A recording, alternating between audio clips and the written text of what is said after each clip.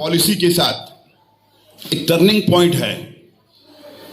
اس میں ہمارے لیے بچنے کے امکانات اگر ہیں ایمان کے ساتھ زندہ رہنے کے، تو ہمارے یہی مکاتب ہیں اور یہی مدارس ہیں اور یہی ہمارے بچوں کے پروگرام ہے جس کو ہم کل تک اختیاری سمجھتے تھے، لیکن آج کی اس ضرورت کو سامنے رکھتے ہوئے میں سمجھتا ہوں کہ ہر جگہ اس طرح کا پروگرام ہونا لازم، واجب اور ضروری ہے. اس کے بغیر ہم ایمان پر اس وقت باقی رہ نہیں سکتے، اس لیے کہ ہم جن اسکولوں میں جائیں گے، چاہے مسلم اسکول کیوں نہ ہو، حکومت ہم کو مجبور کر دے گی کہ ہم اپنے دین کے تعلق سے کوئی چیز نہ پڑھائیں. ایسی پالیسی بن گئی ہے.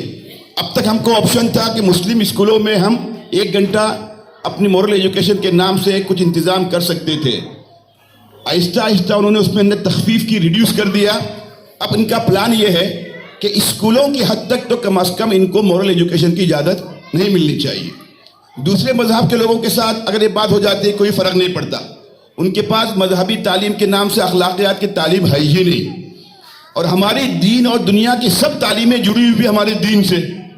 تو دین کے بغیر بچہ انسان تو رہے گا دیکھنے میں، لیکن حقیقت میں جانور سے بدتر ہو جائے گا، اخلاقی انارکی کے آخری حد کو پہنچ جائے گا.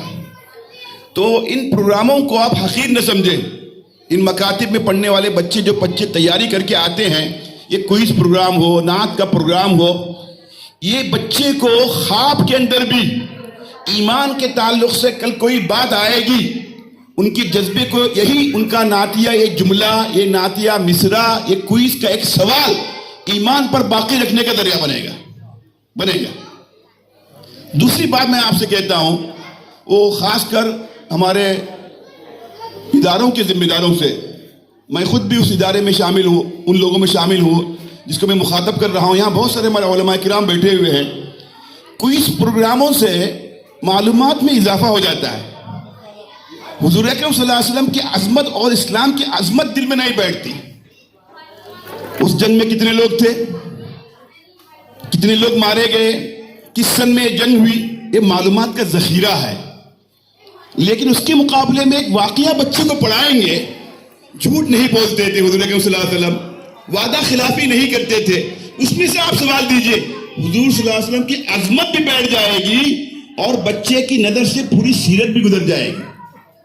سیرت کی اہم باتیں نظر سے گزر رہی ہیں، لیکن سیرت کی عظمت دل میں جاگزی نہیں ہو رہی ہے. آئندہ کوئز کا پروگرام کیا کرنا چاہیے؟ اس لیے کہ ہمیں بیک وقت دونوں کام کرنے ہیں. حضور اکرم صلی اللہ علیہ وسلم کے متعلق معلومات بچوں کو ملیں گی تو حضور اکرم صلی اللہ علیہ وسلم کے نقش قدم پر چلنے کا جذبہ پیدا نہیں ہو سکتا. اس سے جذبہ کب پیدا ہوگا؟ جب حضور اکرم صلی اللہ علیہ وسلم کی ہم سیرت پڑھیں گے، ان واقعات کو اپنی نظروں سے گزاریں گے. چھوٹی سی کتاب دینی چاہیے، چاہے 50 صفحے کی کیوں نہ ہو، اور ان سے کہنا چاہیے کہ ان 50 صفحات میں سے سوالات آئیں گے. اب سیرت جو ہے حضور اکرم صلی اللہ علیہ وسلم کی ان کی نظر سے گزر جائے گی. ولادت سے پہلے کی باتیں، وفات کے بعد کی باتیں، پھر اخلاقیات کے واقعات. مجبور ہو جائے گا بچہ. والدہ پڑھے گی، سوال کہاں سے آ سکتا ہے؟ یہ بھی ہو سکتا ہے، وہ بھی ہو سکتا ہے، اس لائن سے بھی ہو سکتا ہے. اس کتاب کو بچہ بار بار پڑھے گا. معلومات میں اضافہ نہیں کرنا ہے، ہمیں علم میں اضافہ کرنا ہے، عظمت میں اضافہ کرنا ہے، حضور اکرم صلی اللہ علیہ وسلم کی محبت میں اضافہ کرنا ہے. تو کوئز کے جتنے بھی پروگرام ہوں اب تک جسے ہو رہے تھے، میں سمجھتا ہوں کہ ہندوستان کے ان حالات کی روشنی میں ہمیں ایک ہی چیز سے دو کام لینے ہیں، بیک وقت دو فائدے اٹھانے ہیں. اس کا طریقہ یہی ہو سکتا ہے کہ چھوٹی چھوٹی کتابیں، بچوں کے معیار کے اعتبار سے انگریزی میں کتابیں ہیں، سوالات کچھ انگریزی کے اندر بھی ہونے چاہیے. بچے انگریزی پڑھتے ہیں، انگلش میڈیم کا بچہ ہے، کیوں زبردستی کر رہے ہیں آپ اس کو؟ اردو میں آئے مقابلہ کرے، وہ انگریزی میں بتائیں سوالات.